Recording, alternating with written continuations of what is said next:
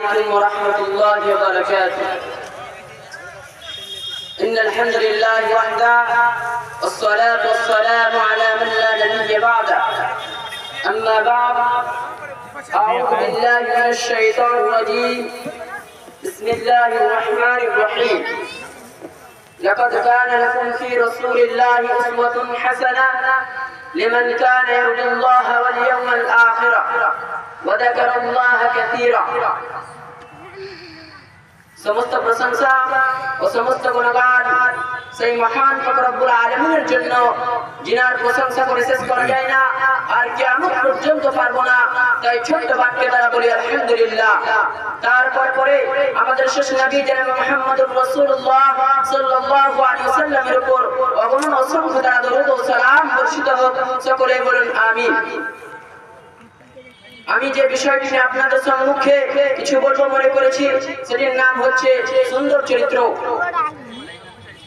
একজন মুসলিম হবে সুন্দর চরিত্রের অধিকারী। এ ব্যাপারে তার নমুনা হলো মুহাম্মদুর রাসূলুল্লাহ সাল্লাল্লাহু আলাইহি ওয়াসাল্লাম।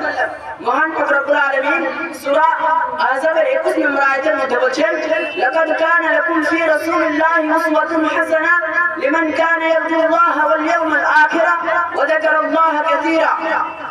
তোমাদের মধ্যে যারা আল্লাহ ও পরকালকে ভয় করে এবং আল্লাহকে অধিক স্মরণ করে, তাদের জন্য রাসূলুল্লাহ সাল্লাল্লাহু আলাইহি ওয়াসাল্লামের চরিত্রের মধ্যে উত্তম আদর্শ রয়েছে।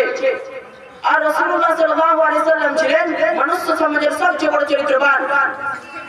এ ব্যাপারে মহান রব্বুল আলামিন সূরা কালামের 4 নম্বর আয়াতের মধ্যে বলেন, ওয়া ইন্নাকা লাআলা খুলুকিন আযীম।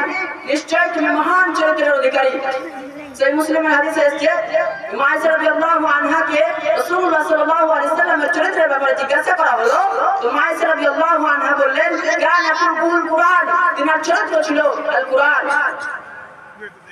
মানুষের ব্যবহার, মানুষের পরিচয়, মানবের চরিত্র, মানবের মানবতা। যে ব্যক্তি কুরআন ও হাদিস মেনে চলে, সেই হলো মহান চরিত্রের অধিকারী। সচরিত্রতার মাহাত্ম্য অনেক রয়েছে। মহানবী সাল্লাল্লাহু আলাইহি ওয়াসাল্লাম বলেন, কিয়ামতের দিন নেকি ওজন করার দাড়ি পাল্লায় সচরিত্রতার চেয়ে কোনো বস্তুই অধিক ভারী হবে না। আল্লাহ তাবারক ওয়া তাআলা কোন অশ্লীল ভাষী ও দুশ্চরিত্রতা পছন্দ করেন। আবু হুরায়রা রাদিয়াল্লাহু আনহু বলেন, রাসূলুল্লাহ সাল্লাল্লাহু আলাইহি ওয়াসাল্লামকে জিজ্ঞাসা করা হলো যে কোন আমল মানুষকে বেশি জান্নাতে নিয়ে যাবে। তো রাসূলুল্লাহ সাল্লাল্লাহু আলাইহি ওয়াসাল্লাম বললেন, আল্লাহ ভীতি ও সচরিত্র। আর তিনাকে এটাও জিজ্ঞাসা করা হলো যে কোন আমল মানুষকে বেশি জাহান্নামে নিয়ে যাবে। রাসূলুল্লাহ সাল্লাল্লাহু আলাইহি ওয়াসাল্লাম বললেন, মুখ ও জনাঙ্গ অর্থাৎ উভয় দ্বারা সংগঠিত পাপ। সম্মানিত উপস্থিতি, এবার উত্তম চরিত্র সম্পর্কে নবীজি সাল্লাল্লাহু আলাইহি ওয়াসাল্লাম কি বলেছেন? উত্তম চরিত্র সম্পর্কে রাসূলুল্লাহ সাল্লাল্লাহু আলাইহি ওয়াসাল্লাম বলেন, ইন্না মিন খিয়ারিকুম আহসানুকুম আখলাকা। তোমাদের মধ্যে সেই ব্যক্তি সবচেয়ে উত্তম যে চরিত্রের দিক থেকে উত্তম। সেই মুসলিমের হাদিসে এসেছে, কারণ নওয়াজ ইবনে সামান قال سألت رسول الله صلى الله عليه وسلم عن البر والإثم فقال البر حسن الخلق والإثم ما حاك في صدرك وكرهته أن يطلع عليه الناس। নওয়াজ ইবনে সামান রাদিয়াল্লাহু আনহু বলেন, আমি একদা রাসূলুল্লাহ সাল্লাল্লাহু আলাইহি ওয়াসাল্লামকে জিজ্ঞাসা করলাম যে পুণ্য ও পাপ সম্পর্কে।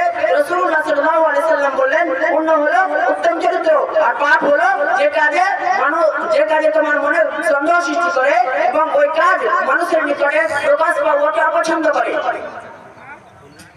মুজাহিদা গোত্রের এক ব্যক্তি হতে বর্ণিত, তিনি বলেন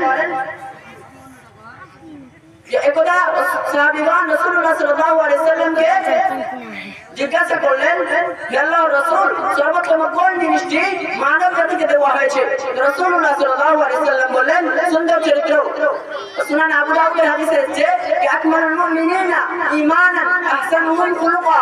যার চরিত্র সবচেয়ে সুন্দর সেই পূর্ণ ঈমানদার। ألا أخبركم بمن يحرم عليه النار على الناس أو بمن تحرم عليه النار على كل حد الذي قريب شهره। আমি কি তোমাদের এমন ব্যক্তি সম্পর্কে জানিয়ে দেব না যার উপরে জাহান্নামের আগুন হারাম হয়ে যায় আর আগুন তাকে স্পর্শ করতে পারবে না? এমন ব্যক্তি হলেন